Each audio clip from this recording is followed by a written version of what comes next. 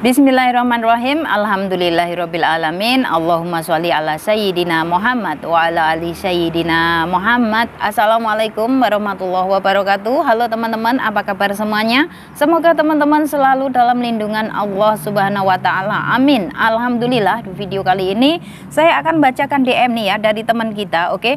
So di sini mbaknya tanya seperti ini.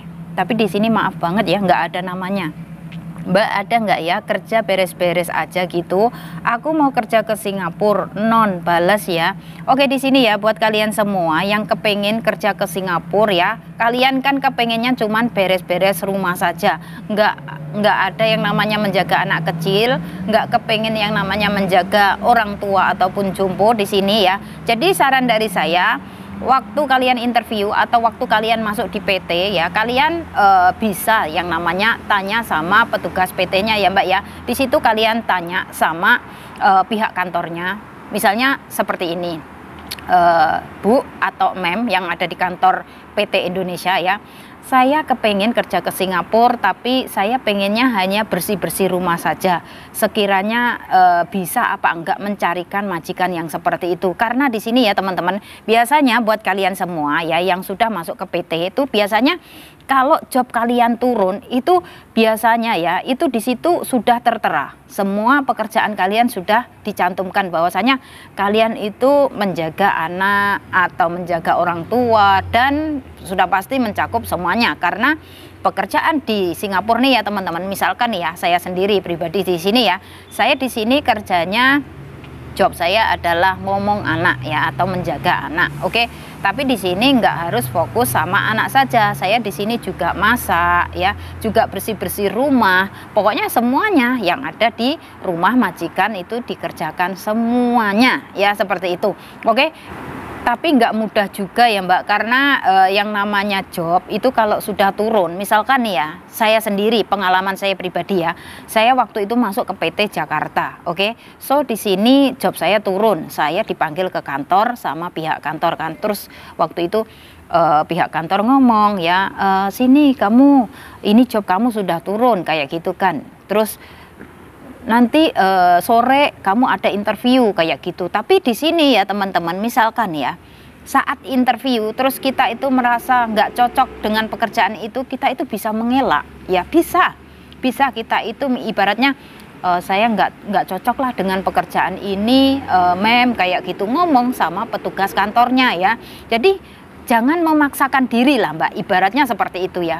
Kalau sesuatu yang nggak srek di hati kita, jangan pernah memaksakan ya. Sesuatu yang dipaksakan itu nggak enak ya, nanti ujung-ujungnya kalian bakalan nggak betah, kalian bakalan minta pindah. Setelah sampai di rumah majikan ya, kalian bakalan minta pindah, dan setelah kalian pindah itu kena tambahan potongan lagi, potongan gaji lagi, ditambah lagi ya. Kalian harus balik lagi ke agen Singapura, nunggu untuk sampai mendapatkan majikan yang baru yang mau mempekerjakan kalian. Dan itu nggak ada yang cepat, prosesnya lama Mbak ya, tergantung nasib.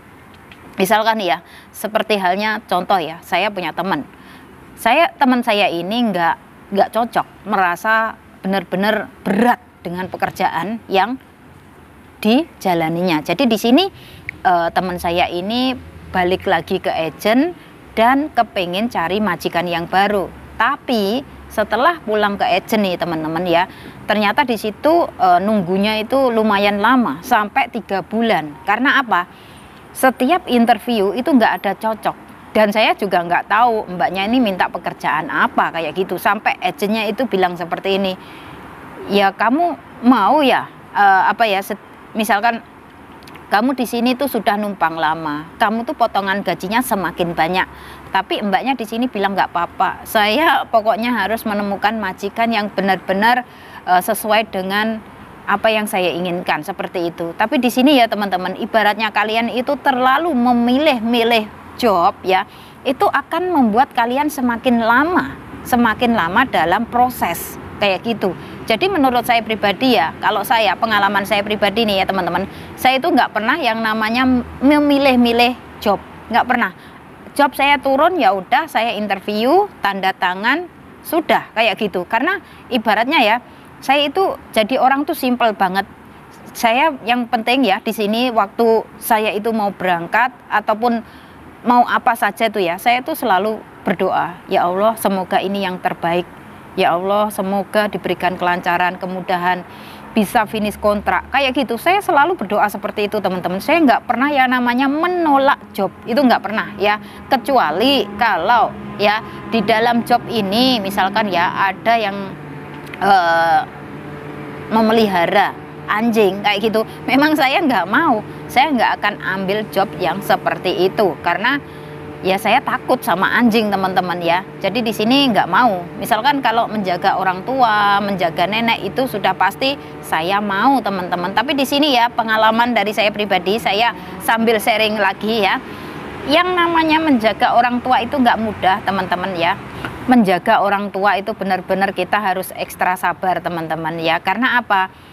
Bukannya orang tua yang kita jaga itu membuat kita merasa menjadi lebih nyaman, bukan ya, tapi ya nggak semua, nggak ora kabeh ya. Kadang tuh orang tua itu juga semakin tua juga rewel ya, yang kita jaga itu rewel kayak gitu, cerewet ibaratnya ya.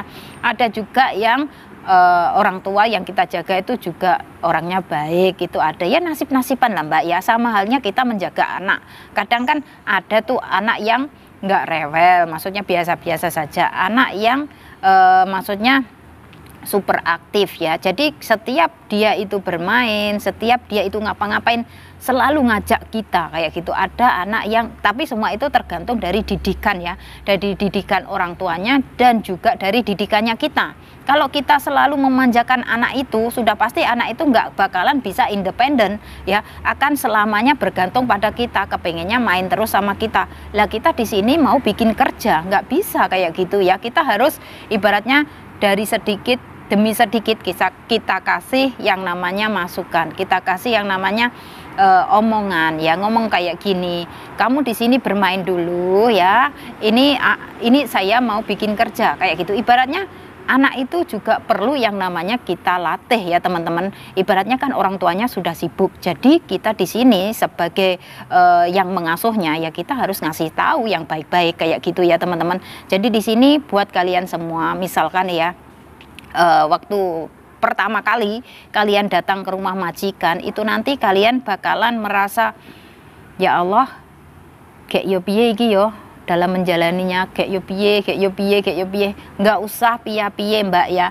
nggak usah kalian itu nggak usah yang namanya bingung atau was-was, hilangkan semua pikiran itu ya, kalian positive thinking, bismillah, semoga lancar, semoga bisa finish kontrak ya, kayak gitu aja. Doanya yang baik-baik Mbak ya, jangan mikir yang negatif ya. Pokoknya semoga dipermudahkan, semoga bisa lancar sampai finish kontrak. Kalau bisa seperti itu doanya. Jangan sampai kalian sering transfer Mbak ya. Saya selalu mengalu-alukan, saya selalu menyarankan jangan sering transfer ya. Karena kalau kalian sering transfer, kalian itu yang pertama ya kena potongan lagi, kedua rekod sudah nggak baik ya, ketiga nanti kalian bakalan susah untuk mendapatkan majikan lagi kayak gitu. Karena apa? Sering transfer, sering pindah-pindah majikan. Oke, so di sini pertahankan kalian ya, selama majikan nggak pernah yang namanya main fisik, selama kalian di situ merasa oke-oke saja ya. Memang sih ya kalau soal makanan ada yang pelit, majikan tuh ada yang pelit banget ya, ada juga yang loman, itu ada ya, tergantung nasib kita juga ya, terbalik pada nasib masing-masing. Oke, so misalkan nih ya, saya kasih saran, misalkan majikan kalian tuh pelit, kalian sekiranya kepengen apa beli sendiri Mbak, tapi ya ibaratnya buat ganjel weteng ya, kayak gitu ya. Terus misalkan nih ya, kalian cuman makan siang dikasih misalnya nih ya super mie atau indomie kayak gitu kan, ibaratnya itu kan sudah kelewatan banget ya, kayak gitu. Kalian beli sendiri juga bisa, atau bahkan kalian ngadu lah ya, ngomong komplain ke agent. Misalkan agent kalian itu nggak ngerespon, kalian bisa telepon ke MOM, nanti pasti akan didatangi oleh pihak MOM dan majikan kalian bakalan di interview ya, ataupun diinterogasi bahwasanya ini loh ya yang ada di surat kontrak kerja, bahwasanya sang majikan wajib ngasih 3 kali dalam sehari makanan yang ada vitaminnya. Kalau Indomie itu nggak ada vitaminnya. Dan di sini ya saya sekalian ngasih tahu, jangan sering-sering konsumsi Indomie Mbak ya, karena itu nggak sehat. Makanan instan itu nggak sehat ya, itu berakibat fatal, bisa menjadikan usus kita itu menjadi buntu ya. Karena di sini teman saya ada yang operasi karena terlalu sering makan mie instan ya. Jadi di sini buat kalian semua, tolong jangan sampai setiap hari kalian konsumsi atau masak atau makan mie instan ya. Kalau bisa kalian ibaratnya meskipun sedikit kayak gini ya, nasi kayak gitu. Terus tapi misalkan ya, Mbak saya kalau siang nggak ada jatah nasi kayak gitu kan, saya cuma dikasih mie, itu bagaimana? Ya itu tadi saran saya, kalian telepon aja ke agent atau telepon ke MOM mengadu ya Mbak. Kita di sini bekerja itu ada yang melindungi, ada yang benar-benar kita itu di sini nggak sendiri kayak gitu ya Mbak ya. Jadi misalkan kalian punya masalah apapun di dalam rumah majikan ya, kalian harus misalkan harus ngomong kayak gitu loh Mbak ya. Jangan diam aja kayak gitu, nanti kasihan sama raga kita. Kita di sini itu bekerja, kalau bisa kita juga harus tetap jaga kesehatan ya. Jangan pelit ataupun eman dengan diri kita sendiri ya teman-teman. Semoga saja buat teman-teman semuanya saya doakan sehat selalu ya, lancar rezekinya, pokoknya sukses lah ya kedepannya seperti itu. Karena di sini teman-teman, misalkan ya kalian yang awal mulanya dari Indonesia itu sudah pasti lah ya kepengen menjadi orang sukses, kepengen menjadi orang sukses, kepengen menjadi orang sukses. Tapi semua itu butuh proses ya Mbak ya, nggak ada yang langsung instan langsung sukses kayak gitu, nggak ada. Semuanya berproses, semuanya ada stepnya ya.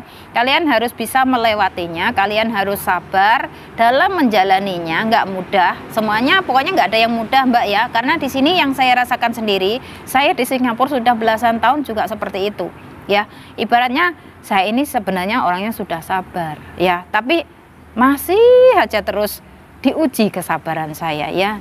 Tambahi lagi, ditambahi lagi kesabarannya, tambahin lagi ya. Semoga saja ya buat teman-teman semuanya, mungkin yang kalian orangnya nggak sabaran, gampang emosi kayak gitu, semoga saja setelah menonton video ini nanti kalian nggak kaget lah ya kerja di Singapura di rumah majikan. Oh ternyata seperti ini, apa yang diomongkan Mbak Ase itu benar, bahwasanya majikan di Singapura itu ternyata seperti ini ya. Memang seperti itu teman-teman, kalian harus bisa menghadapinya ya, karena yang saya rasakan sendiri juga sama seperti itu. Oke, so di sini buat teman-teman semuanya ya, saya selalu ngasih saran, ngasih masukan ya, juga terbaik buat kalian sendiri. Oke, so nanti misalkan kalian sudah terima gaji penuh ya Mbak ya, jangan lupa untuk buka rekening pribadi atas nama kalian sendiri yang ada di City Plaza, nama banknya Bank BNI. Oke, persyaratannya untuk saat ini cukup gampang ya, cukup bawa paspor, work permit, uang $110 ya. Nanti kalian akan dibuatkan buku rekeningnya. Oke, so ATM-nya akan aktif setelah 3 hari kemudian. Oke, nanti setelah ATM itu aktif Mbak, kalian harus ini ya, mengganti dengan nomor PIN yang baru. Oke, so untuk mengganti nomor PIN yang baru itu kalian harus datang ke Raffles Place. Oke, untuk tutorialnya ya kalian bisa cek di video saya tentang lokasi ATM Bank BNI di Singapura. Dari situ nanti kalian datang langsung ke tempat ATM-nya. Oh ternyata ATM-nya di sini. Kalian bisa, di sana ada mbak-mbak Indonesia banyak banget yang ngantri pagi-pagi ya.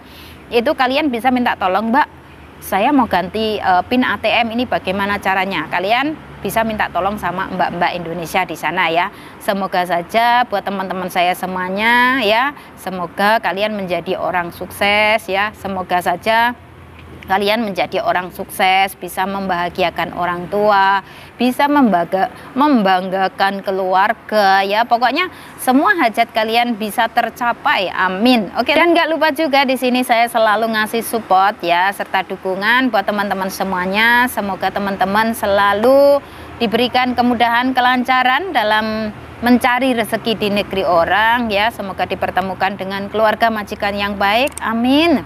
Semoga bisa finish kontrak dan pulang ke Indonesia dengan membawa kesuksesan, amin.